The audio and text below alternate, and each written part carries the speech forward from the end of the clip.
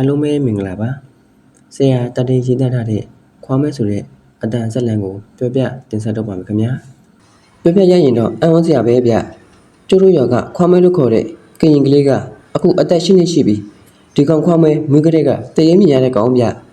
ဒီကောင်က9နှစ်သားလောက်ကလေးကသူ့မိဘတွေကိုပြောတာဗျပထမတော့သူ့မိဘတွေကခွာမဲပြောတာကိုနားမလည်ဘူးခွာမဲကလည်းတရေဆိုတာကိုမသိဘူးလေဗျအမိုးညကရွာထဲကိုအယူမကြီးဝင်လာတယ်ခွေးတွေဝိုင်းအောင်တော့မှထွက်ပြေးသွားတာဗျဖိုးကမဟုတ်ဘူးဒီရမှာအယူမမရှိပါဘူးခွေးတွေဟောင်းတာကဟိုဘက်မြောက်ပိုင်းကခွေးတွေနေကြလာလို့ဟောင်းတာပါမကြောက်နဲ့အမိုးဖိုးကမကြောက်ပါဘူးဒါပေမဲ့ခွေးမဟုတ်ဘူးဗျအယူမကြီးလာတာဖိုးကတတိကျကျမြင်ရတယ်ခွားမဲကတော့ပြောချသားဗျဒါပေမဲ့သူ့မိဘတွေကမယုံကြဘူးဒီအကြောင်းကိုသူ့အဖေသူ့အမေတွေကရဲစရာလို့သဘောထားပြီးလူဆိုရင်ပြောပြပြီးရေကြတယ်ဗျတခါတော့ခွားမဲကပြောတယ်အမိုးညကလာတဲ့အယူမကကြောက်စရာကြီးဗျစပင်ဖားလာကြီးနဲ့မျက်လုံးကပြူးထွက်နေတာပြီးတော့အဲ့ဒီအယူမကအဝတ်စားလည်းမပါဘူးကိုလုံးတီးကြီးဗျလူတွေလိုလမ်းလျှောက်သွားတာလည်းမဟုတ်ဘူးဖင်ညာရက်ကြီးသွားတာလက်နှစ်ဖက်ထောက်ပြီးပြေးတာများလွတ်မျက်နှာအမိုးရဲ့ဖိုးကရဲ့အယူမကြီးလာရင်ခွေးတွေဟောင်းမှာပေါ့ညကခွေးအောင်တန်လဲအမိုးတို့မကြားပါလားအမိုးဒီရကခွေးတွေကအရင်လာတဲ့အယူမကိုပဲဟောင်းရဲတာအမိုးရဲ့ညကလာတဲ့အယူမကြီးကိုကြတော့ကြောက်လို့ဟောင်းမုန်းနေတတ်တာအေးရောက်မှတိအင်းနဲ့အော်ပြီးအုံးနေကြတာအမိတော်မလုပ်ရဲဘူးဗျခွားမဲကအဲ့လိုမကြပြောနေပေမဲ့ဘဒူးကမှအလေးနဲ့မထားကြဘူးပေါ့ဗျာနောက်တော့ခွားမဲစကားတွေကနည်းနည်းလေးထူးဆန်းလာတယ်ဗျရွာထဲမှာလူတည်သွားတဲ့အခါမျိုးမှာအမြဲမဟုတ်ပေမဲ့တခါမှတော့ပြောတယ်ဗျအမိုးရဲ့ကျော်မြောက်ပိုင်းကကြက်တော်ဆိုတဲ့ဦးလေးကြီးတည်သွားတာအယူကြီးဖြစ်သွားတာဗျညကကျုပ်တို့ဝိုင်းရှိကဇပင်ပုတ်တိုက်ကြီးနဲ့ခြောက်သွားနေတာကျုပ်တွေးလိုက်တယ်ကျုပ်တို့ဝိုင်းတွေကခွေးတွေဝိုင်းအောင်လို့ရွာနောက်ပိုင်းကိုထွက်ပြေးသွားတာဗျပထမတော့ခွားမဲပြောတဲ့အထိပ္ပယ်ကိုကျုပ်တို့ရွာမှာနားမလည်ကြဘူးကလေးပြောတဲ့စကားဆိုတော့လေတိတ်မပြတ်နှံ့ဘူးပေါ့ဗျာနောက်တော့ဒီသတင်းကကျုပ်နာတဲ့ကိုရောက်လာရောကျုပ်ကဒီသတင်းကိုကြားတာနဲ့ချက်ချင်းသဘောပေါက်လာတယ်လေဗျာကျုပ်ကခွားမဲကိုခေါ်ပြီးတိတ်လေးမေးကြည့်တယ်ခွားမဲမင်းညဘက်ကိုအယူမတွေအယူတွေရွာထဲဝင်လာတာကိုတွေ့တယ်ဆိုဟုတ်လားဟုတ်တယ်ဗျကိုတက်တရားကျုပ်အယူမကြီးတွေကိုမြင်ရတယ်ဖတ်တီတို့အမိုးတို့ကမမြင်ကြရဘူးအဲ့ဒါဘာဖြစ်လို့တော့ကိုတက်တီသိလားခွားမဲအယူဆိုတာကိုလူတိုင်းမြင်ကြရတယ်လူတိုင်းမမြင်တာကအယူမဟုတ်လို့ဘောကွာအယူမဟုတ်ရင်ဘာတော့ကျုပ်မြင်ပါတယ်ဆိုကိုတက်တီကမယုံပြန်ဘူးဟာယုံပါတယ်ခွားမဲရ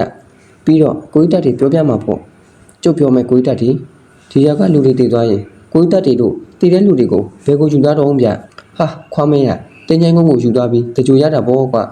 ဘာတော့အဲ့ဒါဘာကိုပြောတာတော့ဒီလိုကွာတကြိုတယ်ဆိုတာကမြေကြီးမှာကျင်းတူးပြီးတည်တဲ့လူကိုမြေကြီးနဲ့ထည့်ပြီးအပေါ်ကမြေအဖြစ်ပြန်ဖိုးလိုက်တာပေါ့ကွာဟာဒါဆိုရင်တည်တဲ့လူတွေကရွာကိုဘယ်လိုလုပ်ပြီးပြန်လာမှာတော့ဗျအေးဘောကွာခွားမဲရပြန်လာလို့ဘယ်ရမတော့ကွာခွားမဲဆိုတဲ့ကောင်ကပုတုတူလေးဗျကတုံးပြောင်ပြောင်လေးနဲ့မျက်လုံးပြူးပြူးလေးဗျစကားပြောရင်လေကရင်တန်ဝဲလေးနဲ့ချစ်စရာလေးပါဗျာကျုပ်ပြောတာကိုတတိကျကျနားထောင်ပြီးမှဒီကောင်ကကျုံမျက်နှာကိုစစ်စစ်ကြည့်ပြီးပြောတာဗျကိုတက်တီခမပြောတာမှားတယ်ဗျဟေးဘာဖြစ်လို့တော့ကွာခွားမဲရကိုတက်တီတို့မြေချင်းထဲမှာထည့်ပြီးမြုပ်ထားတဲ့လူတွေကရွာထဲကိုပြန်လာနိုင်တယ်ဗျဒီတိုင်းပြန်လာတာတော့မဟုတ်ဘူးဗျအယူပြစ်ပြီးပြန်လာတာဟေးဟုတ်လားဒီယူလေးကိုမင်းမြင်ရတယ်ပေါ့ဟုတ်လားကျုံမြင်ရတဲ့ကိုတက်တီကခွားမဲငမင်းကိုပြောမယ်မင်းတရေဆိုတာကိုကြားဘူးလားဟာကြားဘူးတာဗောကိုတက်တီကတရေဆိုတာလူတွေကိုလန့်သွားအောင်ခြောက်တာဗျကျုံမြင်တာတရေမဟုတ်ဘူးဗျသူတို့ကလူလိုပဲခြောက်သွားနေကြတာခွေးဟောင်းရင်တော့ကြောက်လို့ထွက်ပြေးကြသေးတယ်ကျုပ်ပြောတာကိုဒီကောင်မယုံဘူးဗျဒါနဲ့ကျုပ်လည်းဘာမှထပ်မပြောတော့ပဲသူပြောတဲ့အတိုင်းအယူလိုပဲထားလိုက်တယ်ဘာလို့နဲ့ခွားမဲထောင်8နှစ်9နှစ်အရွယ်ရောက်လာပြီးကျုံနဲ့တွေ့ရင်တော့ခွားမဲမင်းအယူတွေကိုတွေ့နေလားလို့ကျုပ်ကမေးရင်ခွားမဲကဟာတွေ့တာဗောကိုတက်တီကဟိုတလောကကျုပ်ဖတ်တီနဲ့ຢာတဲ့ကိုလိုက်သွားတာထိန်မင်းကြီးပေါ်မှာထိုင်နေတဲ့အယူမကြီးတယောက်တွေ့ခဲ့သေးတယ်ဗျအယူမကြီးကသပင်ဖားလမ်းကြီးချပြီးထိုင်နေတာဟိုဘက်ရွာမြောက်ဘက်ကထမ်းမင်းတွေကိုလှမ်းကြည့်နေတာဗျ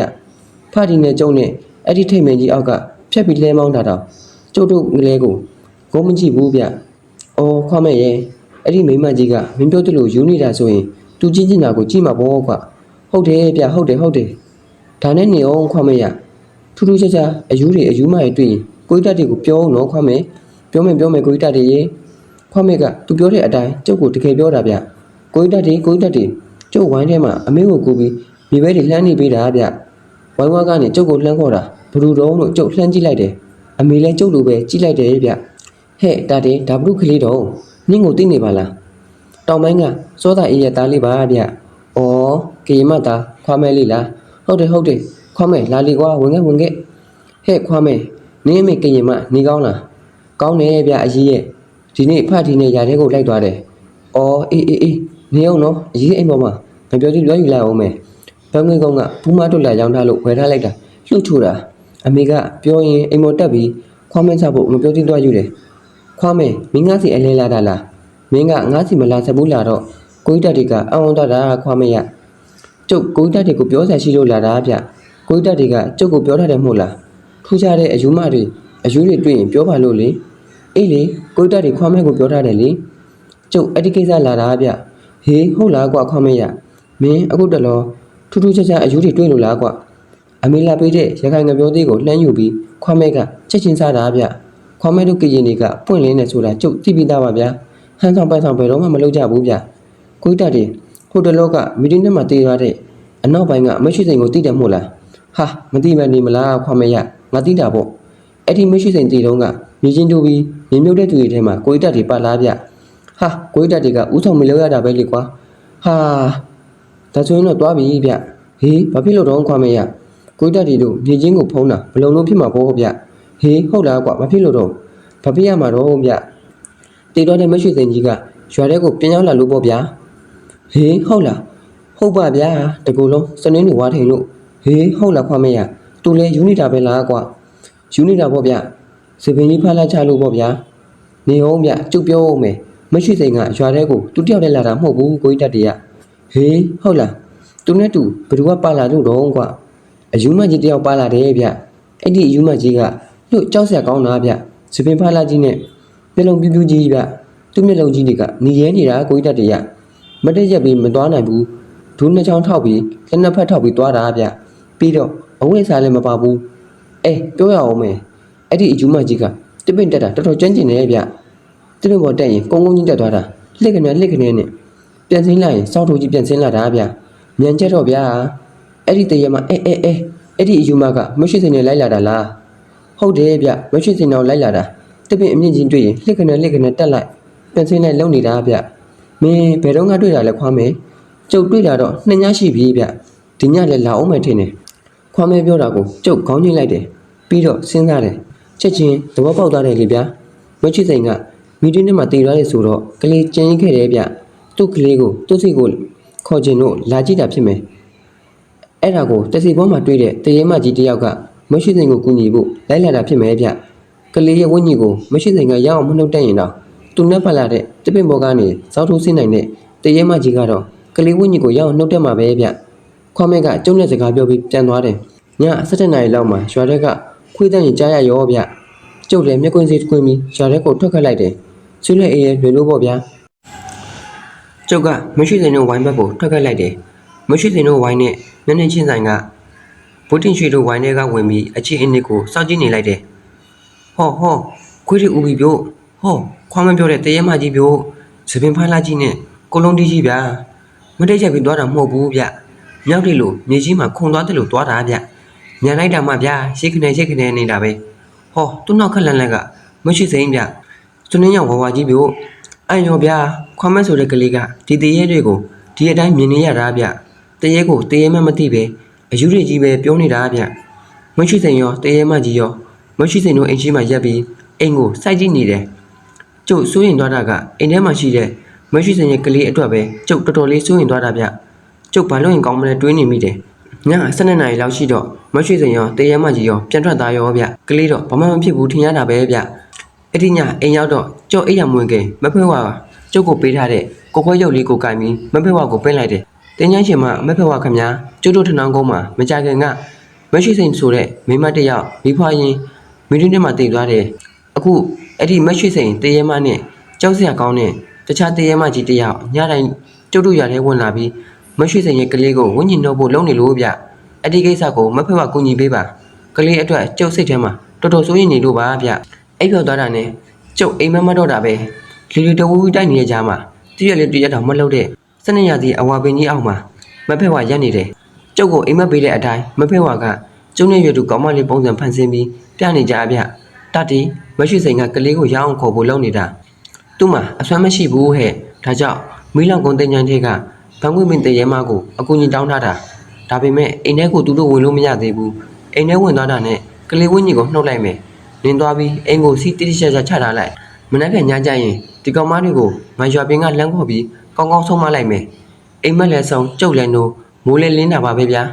ကျုပ်မရှိတဲ့အိမ်ကိုသွားပြီးပြုတ်ယောက်ျားကိုမင်းကိုအကျိုးအကြောင်းပြောပြလိုက်တယ်ကိုမင်းဆိုတာကကျုပ်ပြောတာကိုကြားတော့ငိုလိုက်တာဗျာဖြစ်မှဖြစ်ရတဲ့မရွှေစိန်ရဲ့ငါဘာလို့ရမှာတော့တတည်းရဲ့မရွှေစိန်အတွက်စွန်ထက်တော့ဗျာကလေးအတွက်တော့ကိုကြီးမင်းမစိုးရိမ်နဲ့ဒီညမဖက်ဝါကိုယ်တိုင်လေးပြောက်ခွဲပေးလိုက်မယ်ကျုပ်ကတက်ဆုံးစိတ်တော့ကိုအခလေးနဲ့ချစ်ပြီးရေပုံးထဲမှာဖြောလိုက်တယ်ပြီးတော့ခွက်ကလေးနဲ့စီးတော့ရေကိုခတ်ပြီးဝိုင်းကိုစီးချလိုက်တယ်အိမ်ကိုလည်းစီးချလိုက်တယ်အဲ့ဒီညတော့ကျုပ်ကိုမင်းတို့အိမ်ထဲမှာပဲဝင်ပြီးစောင့်ကြည့်နေတာပေါ့ဗျာတကောင်ကျော်တော့လာတာပဲဗျခွေးတွေလည်းဦးလိုက်တာမပြောနဲ့ဟောရောက်လာပြီဗျမြောက်လို့ခုန်ခုန်သွားတဲ့တရေမကြီးရောတကူလုံးစနင်းလို့ဝါထိန်နေတဲ့တရေမမရွှေစိန်ရောအိရှိမှရက်ပြီးအိမ်ကိုကြည့်နေကြတာဗျကျုပ်ဆေးလွဲအိမ်ထဲကမဖက်ဝါရဲ့ကိုဝါရုပ်လေးကိုထုတ်ပြီးမဖက်ဝါကိုပင့်လိုက်တယ်တင်းញန်းချင်းမကြီးဗျာတရေမမရွှေစိန်နဲ့ဟိုတရေမကြီးရောက်နေပါပြီဗျာထနောင်းကုန်းကကျုပ်တတ်တဲ့အကြောင်းကြားပါတယ်ကျုပ်လက်ထဲမှာကင်ထားတဲ့မဖက်ဝါရဲ့ကိုဝါရုပ်ကလေးစက်ခံနဲ့တုံသွားတယ်ဗျဟောမဖက်ဝါရဲ့အတန်ကြီးဗျရွာပင်ကကြားရတာဟောတရေမကြီးခြာကနေလှည့်ပြီးပြေးပြီဗျဟောတရေမမရွှေစိန်ရဲ့လှည့်လိုက်သွားပြီဗျဟာမဖက်ဝါကရွာပင်ကအော်နေပြီဗျသွားပြီဗျသွားပြီကလေးအတွက်တော့လုံးဝစိတ်ချရသွားပြီပေါ့ဗျာခဏနေတော့ကလေးကိုရင်ခွင်ထဲမှာပွေထားပြီးမအိမ်နိုင်အောင်ဖြစ်နေတဲ့ကိုမိန်းကကျုပ်ကိုမေးတယ်ဗျတတ်တီဘလို့တော့ညီလေးရဲ့ကိုကြီးမင်းရေသွားပြီဗျသွားပြီမဖက်ဝါကြီးခေါ်သွားပြီကလေးကိုလေးပြောက်ခွေးပေးလိုက်ပြီဗျမရွှေစိန်အတွက်အလူအတန်းလေးလုပ်ပြီးအမျှပေးဝေလိုက်တော့ဗျာတညလုံးမိတ်ခဲ့ရတော့အိမ်ရောက်တော့ကျုပ်လေအိတ်တော့တာပေါ့ဗျာမအိတ်ခင်မှာမွေးကလေးကတရေမြင်ရတဲ့ခွားမဲဆိုတဲ့ကောင်လေးကိုကျုပ်တတိရလိုက်သေးတယ်ဗျအားလုံးအိမ်မလက်လက်လေးမကြပါစေလို့ဆုတောင်းပေးလိုက်ပါတယ်ခင်ဗျာအားလုံးကိုကျေးဇူးတင်ပါတယ်